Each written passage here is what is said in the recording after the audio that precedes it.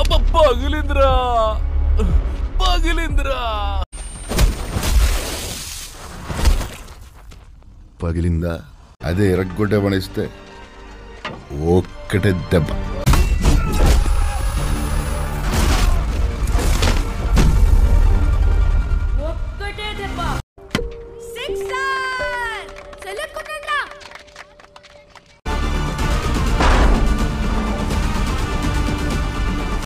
ఒక పంచే నీ తల తీసి నా కాళ్ళ దగ్గర పెట్టాయి.